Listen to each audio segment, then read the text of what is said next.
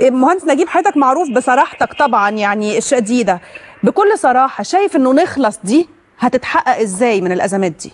والله النهارده الحقيقه حصل خطوه جباره من مجلس الوزراء لاول مره بعد يعني 30 سنه من يوم التقرير بتاع جمال العطيفي ده الذي لم يرى النور للاسف.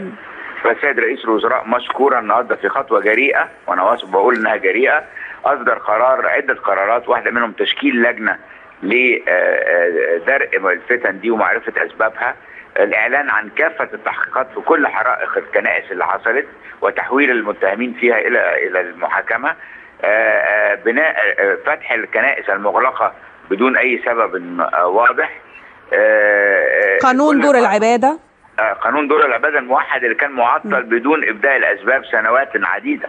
يعني انا نسيته، دي اهم نقطه في القرارات اللي طلعت النهارده دي.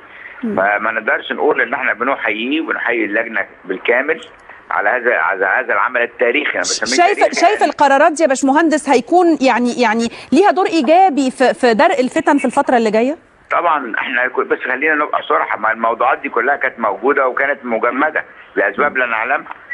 حتى الموضوع الفتن الخاص بكاميليا وفانيليا وعبير وسمير والقصص دي كلها اللي مش هنخلص منها، كان هناك لجان مدنيه في الماضي عندما يريد انسان ان يحول دينه كان بيروح للجنه المدنيه دي ومعاه ولي امره ومعاه راجل دين مسيحي راجل دين مسلم، ويقولوا قدامه والله انا جاي طواعيه وداخل في الدين الاخر ده الاقتناعي او لاسباب كذا او لكذا او لكذا. راي حضرتك متروك لرجال الدين يعني لوحدهم.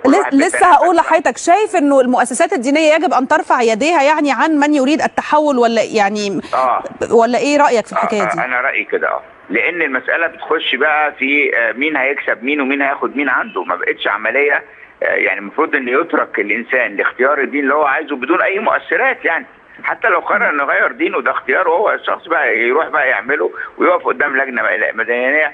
انما لان الاسباب يعني زي الست بتاعت امبارح دي بتقول اصل جوزي مسيحي كان بيضربني واحنا ما عندناش طلاق فقلت اسلم. يعني مش اسلام يعني الله اعلم طبعا بالنوايا. انا لو مسلم مش هفرح بيها يعني. واخد بالك ازاي؟ انا عايز اما ابقى مسلم حد يخش في الاسلام لاقتناعه بالاسلام مش عشان عنده ظروف وكده يعني. طب مهندس نجيب، لو عندك كلمه النهارده بتوجهها للمواطنين في امبابه، ولو عندك كلمه بتوجهها للمعتصمين امام ماسبيرو، هتقول لهم ايه؟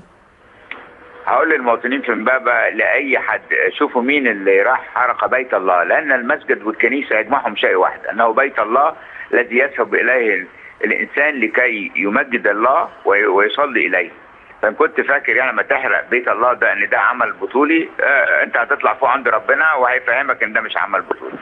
اقول للاخباط المعتصمين امام التلفزيون، ارجوكم بعد صدور هذا القرار من السيد رئيس الوزراء وتكوين هذه اللجان، خلاص الموضوع احنا لابد ان الاخباط مصر يثقوا في رئيس الوزراء ويعطوا له الفرصه لتنفيذ هذه الوعود، لان الاعتصامات دي يعني مش بتؤذي البلد وبتؤذي العمل وبتؤذي كل شغلنا وبتعطل المرور. فنرجو ان نخلص بقى من الموضوع ده، مش كل مره يحصل كده. واحنا الوفد راح وفد مجمع كبير جدا راح رئيس الوزراء، والوعود دي وعود اكيده، ومفيش مره قبل كده يعني القوات المسلحه لما وعدت انها تبني كنيسه اصفيح ما بنتها في مكانها وبمستوى اعلى 10 مرات ما كانت عليه الكنيسه. فما ينفعش النهارده نشكك في الوعود.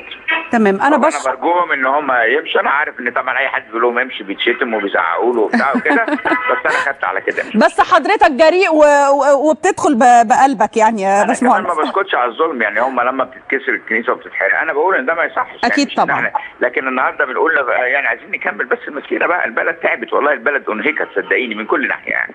اكيد. انا بشكرك جدا مهندس نجيب ساويرس رجل الاعمال، شكرا لحضرتك.